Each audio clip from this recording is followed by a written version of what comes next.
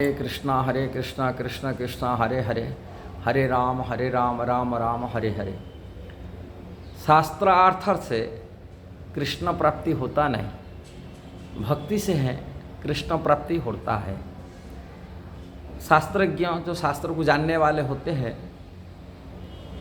शास्त्र को ठीक से व्याख्या भी करना जानते हैं, शास्त्र में विद्वता में परिपुष्ट होते हैं, शास्त्रार्थ करने के लिए वो अपने को मनवाते हैं, हमें शास्त्रज्ञ हैं, शास्त्र जानते हैं। किंतु शास्त्र जानते हुए भी भक्ति से वंचित हो जाते हैं, भक्ति की सिद्धांत से वंचित हो जाते हैं। शास्त्र ज्ञान है किंतु ज्ञान होते हुए उनके ज्ञान काम में नहीं आता, प्रैक्टिकल जो जीवन में उतार नहीं पाते। इसका कारण रहस्य यही है कि भगवान भक्ति नहीं है। भक्ति जब तक भगवान के चरण में नहीं होता है तब शास्त्र भी मूल्यहीन हो जाता है। भक्ति सबसे बड़ा महत्वपूर्ण। भगवान श्री कृष्ण कहते भक्तिया मामा भी जानाति जवान जस्माति तत्वतः। भक्ति से मेरे को यथारूप मैं जैसा हूँ ऐसा ही कोई जान सकता है, और दूसरी में कोई ज्ञान से नहीं जान सकता है, अपनी बुद्धि से नहीं सकता है। शास्त्र पढ़ते हुए भी शास्त्र को समझ नहीं पाएगा, कि जान नहीं पाएगा। शास्त्र में प्रवचन कर सकता है, अहंकार आ सकता है, और वही अहंकार के कारण से, ज्ञान के कारण से वो भक्ति से प्रवेश नहीं कर पाता है। भक्ति का अर्थ है दीनता, दैन्यता। भक्ति की जो दीनता के कारण वो शरणागति हो पाता है। जो दीनता नहीं है वो शरणागति हो नहीं पाएगा। किसी के शरण में जाना मतलब अपने को झुक जाना पड़ता है। जो अपना का झुकावपन नहीं आता है तब तक वो शरणागति नहीं हो पाएगा। शरणागति जब तक नहीं होगा, शरण में नहीं जाएगा, भगवान की सेवा भी नहीं कर पाएगा। भक्ति मतलब सेवा करना, और उसमें मुख्य अंग है शरणागति है। शरणागति मतलब है दीनता है। जो दीनता नहीं हो शरणागति हो नहीं सकता। इसलिए दीनहीन वही व्यक्ति बन सकता है जिसके पास भक्ति है, सेवा होना है। और भक्तों को क्वालिफिकेशन नहीं, जरूरत नहीं शास्त्र की विद्वान होना है। भक्त कोई भी हो सकता है, कोई भी व्यक्ति, अनभिज्ञ व्यक्ति, मूर्ख व्यक्ति, मृष जबन व्यक्ति, कितना संसार में सामाजिक संसार की कुछित व्यक्ति क्यों न हो, यदि भगवान के चरण में वो समर्पित हो जाता है, अपनी दीनहीन हो जाता है, और भगवान के शरण में आ जाता है, भगवान का आदेश को पालन कर लेता है, भगवान की प्रीति के लिए सेवा में लग जाता है, ठाकुर जी को सुख प्रसन्न करने के लिए लग जाता है, तभी वो सब कुछ जान लिया।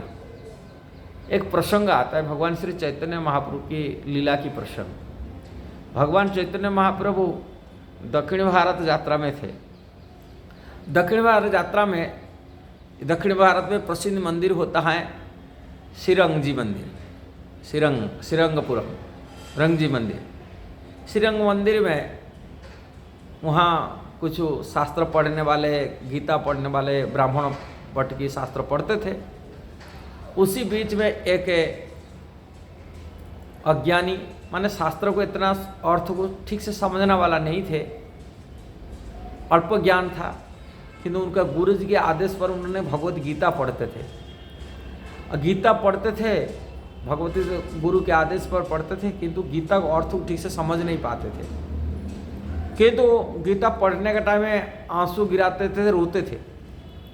भगवान चैतन्य महाप्रभु उसी मंदिर जब प्रवेश किए, गुजरे, देखे, तब वो गीता ठीक से उच्चारण, शब्दों को उच्चारण नहीं कर पा रहे। जो उच्चारण नहीं कर पा रहे अब पढ़ते थे, उसके बगल में जो बैठे हुए और पंडित थे, विद्वान थे, वो लोग हंसते थे, मजाक उड़ाते थे साथ में, पास में। बोले गीता पढ़ना ठीक से नहीं आ रहा है, आंख से आंसू गिरा के भाव दिखा रहा है।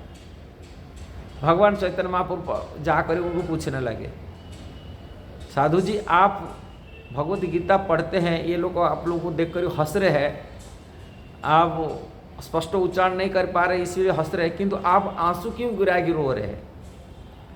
उन्होंने बताया, महाप्रभु मैं गीता ठीक से समझ नहीं पा रहा हूँ, और गीता मेरा गुरु का आदेश और गीता पढ़ता हूँ, और किंतु मैं ठीक से समझ नहीं पा रहा हूँ, किंतु लोग मेरे को देखे हंसते हैं।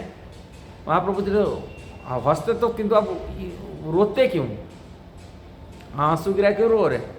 बोले इसलिए रो रहा हूँ, और ये जो गीता के ऊपर जो छवि है, वो छवि भगवान स्वयं साक्षात भगवान दुनिया के मालिक अपनी भक्तों के लिए वो ड्राइवर बने हैं, सारथी बने, पार्थ सारथी बन गए।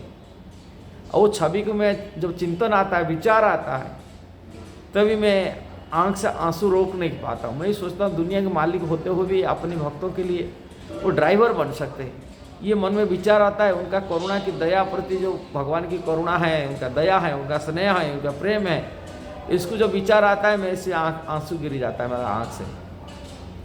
तब भगवान चैतन्य महाप्रभु उनको आलिंगन किए, बोले आप वास्तविक ही गीता पढ़ रहे और गीता समझ रहे।